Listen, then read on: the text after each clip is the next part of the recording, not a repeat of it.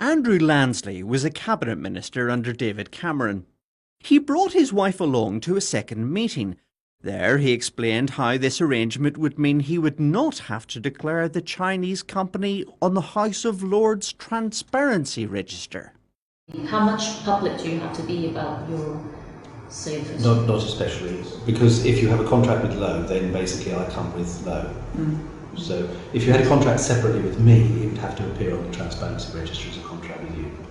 But if it's with Lowe, then it's covered. Lilly is making clear he engages with key people in government and can provide an insight into Brexit.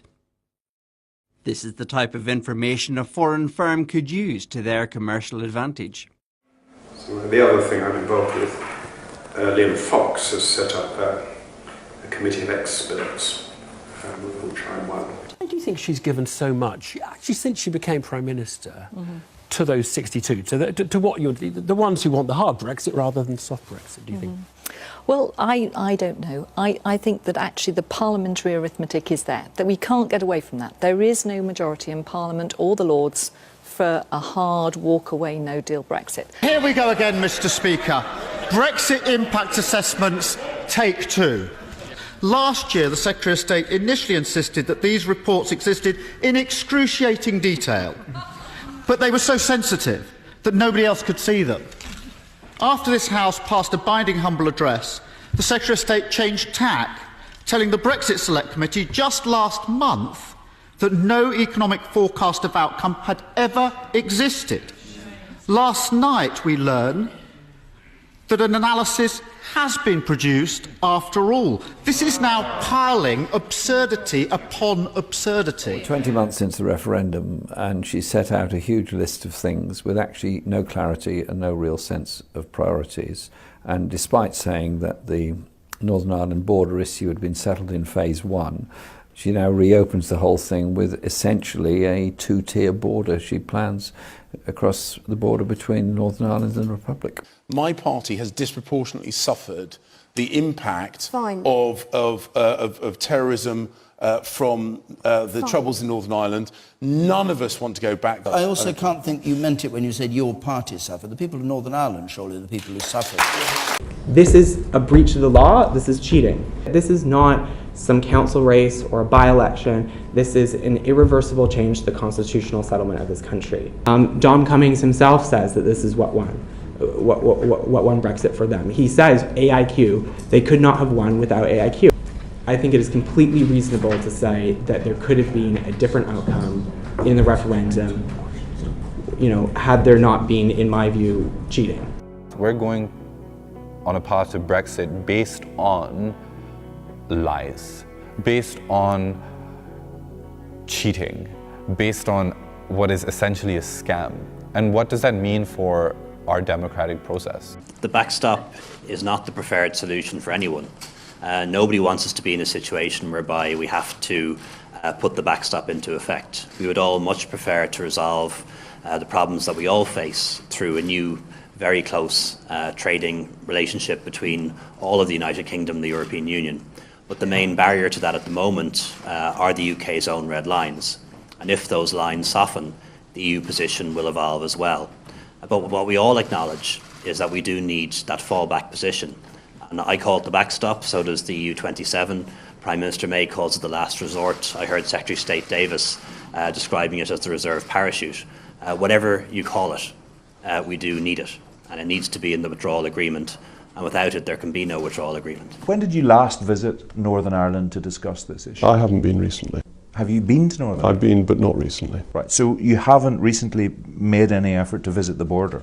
Well, there was a visit of the European, exiting the European Union Committee, but I don't think that my going to the border would give me any greater insight than speaking to people. But it might do. If you were talking to people who live on the border, whose businesses work across the border, they may I've certainly spoken to people from Northern Ireland who deal with the border, but I don't... Like who? Well, people who Irish MPs, Northern Irish MPs in the House of Commons talk to me about what's going on at the... Well, 10 of them are members of the DUP and they support Brexit, so they're hardly going to tell you anything that you haven't heard before. There will be about £600 million a week in cash, more in cash going into the NHS. Now, of course, we've got to fund that money. That will be through the Brexit dividend, the fact that we're no longer sending vast amounts of money every year to the EU once we leave the EU. There isn't a Brexit dividend. There is literally arithmetically no money. And in addition, we know, because the government's accepted this, that the public finances will be worse as a result of the Brexit vote. The OBR has said by 15 billion a year. It could be a bit more, it could be a bit less. And we as a country will be contributing a bit more. If you wanted to cover the whole 20 billion, then you would need, a couple of p, or more than a couple of p, on income tax, an increase in national insurance, significant rises because 20 billion is a big number. Yeah. Do you think about Brexit? What's that? Where we're leaving the European Union. I seriously don't have a clue. It was to leave the EU, so we wouldn't be part of Europe. EU, which would mean welfare and things we trade with would be cut down. So does that mean we won't have any trees? Cheese? Trees? Oh. No, that's got nothing to do with it, babe. That's weather. Wouldn't we have trees? What are you talking No, about? we're just not in the European Union. We're still classed as being in Europe. Doesn't it mean it would be harder to go to Spain and stuff? So it'd be harder to go on holidays? Yeah, I think so. Oh, I love my holidays. Yeah. So what's happened to that twat David Cameron who called it on? Let's be fair. Oh. I think you're referring to our former Prime Minister. Yeah, but how comes he can scuttle off? He called all this on. Yeah. Yeah? He has no regrets. Where is he? He's in Europe, in Nice, with his trotters up. A lot of people do feel that... Well, the Secretary of State, in his secondary position for the environment, I think went out on Sunday morning on one of the television shows and said the great thing about the Chequers Compromise is that it has united the cabinet. That was just hours before the Brexit Secretary started penning his letter, and then the Foreign Secretary. So I think I won't be taking too much advice from him. As for the new Secretary of State, I'm sure the House would like to know when he was first shown the contents of the White Paper. He wasn't at Chequers. So when did Ollie Robbins tell him that this was the policy he now had to sell?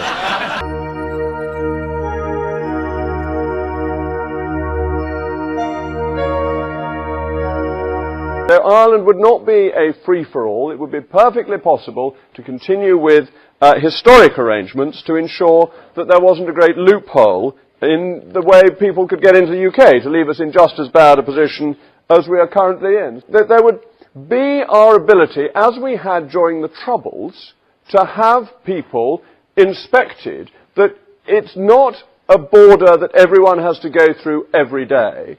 But of course, for security reasons during the Troubles, we kept a very close eye on the border to try and stop gun running and things like that. They do not think that Chequers can work. So with the EU against your plan, with large chunks of your party at home against your plan, how can you credibly cling on to the deal you struck at Chequers with your cabinet? We have a Labour Party that, if they were in government, would accept any deal the EU chose to offer, regardless of how bad it was for the UK. But who also say they'll oppose any deal I choose to bring back, regardless of how good it is for the UK. Brexit is about the future of our country and our vital interests. It's not about leadership squabbles or parliamentary posturing. If you deliver a deal that includes a customs union and no hard border in Ireland, if you protect jobs, people's rights at work and environmental and consumer standards, then we will support that sensible deal, a deal that would be backed by most of businesses in the world and trade unions. Will she confirm today that in her view no deal is still a lot better than a bad deal, and a bad deal is giving 39 billion away that we need to spend on our priorities for no good reason? As we just heard from my right honourable friend, the member for Wokingham, there are people who disagree with her statement where she says it would leave us with a no-deal outcome that no one wants. There are people in this House, on these benches, who want a no-deal outcome. The member is nodding. This is not what Leave voters voted for. Leave voters and businesses in Broxtowe were promised a deal on trade, not after we've left the European Union, but at the time that we leave the European Union. They were told it would be the easiest deal in the history of trade deals. They were told it would convey the exact same benefits as our membership of the single market and the customs union. What we now see is complete chaos and a total mess. The Prime Minister, Mr. Speaker, faces a simple and inescapable choice. Be buffeted this way and that way by the chaos of her own party, or back a deal that can win the support of Parliament and the people. My right honourable friend confirmed that although the withdrawal agreement was voted on by the European Union under qualified majority rules, if it is passed by our Parliament, any future relationship and release from the backstop will be subject to 27 individual EU vetoes, meaning France will demand our fish, Spain will demand Gibraltar, the Republic of Ireland may even demand Northern Ireland, and the only alternative to these humiliating betrayals and capitulations will be continued vassalage forever under the backstop. There is an entire protocol in the withdrawal agreement setting out regulations that apply only to Northern Ireland. She clearly didn't discuss this draft agreement with the DUP because their Brexit spokesperson said, and I quote, "We are clear, we will not be voting for this humiliation." She said that she would never be the Prime Minister who oversaw the breakup of the United Kingdom, and when the Cabinet considers this deal, the Cabinet has to ask itself, do we want to be the British Cabinet which give authorisation for a deal to go to the House of Commons which will ensure the break-up of the United Kingdom?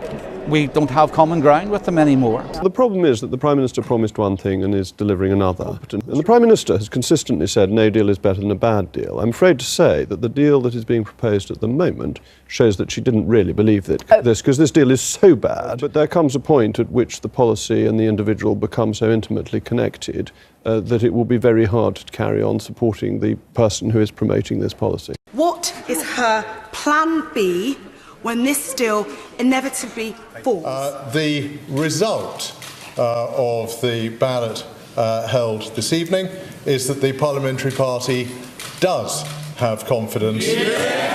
This is a very bad result for the Prime Minister. 117 votes against her, much worse than she thought. A third of the Parliamentary Party, the overwhelming majority of backbenchers have voted against her. 3 days of debate on the withdrawal agreement, setting out the terms of our departure from the EU and the political declaration setting out our future relationship after we have left.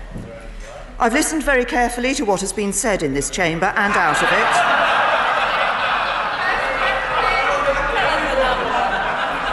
To what has been said in this chamber and out of it by members from all sides.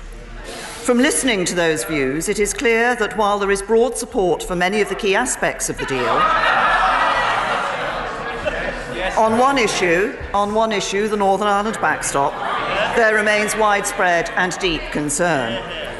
As a result, if we went ahead and held the vote tomorrow, the deal would be rejected by a significant margin. We will therefore defer the vote scheduled for tomorrow and not proceed to divide the House at this time. Halting the debate after no fewer than 164 colleagues have taken the trouble to contribute will be thought by many members of this House to be deeply discourteous. I politely suggest that in any courteous, respectful and mature environment, allowing the House to have a say, its say, on this matter would be the right and, dare I say it, the obvious course to take. Let us see if those who have assured this House and the public over and over and over again that this supremely important vote is going to take place tomorrow without fail, wish to rise to the occasion.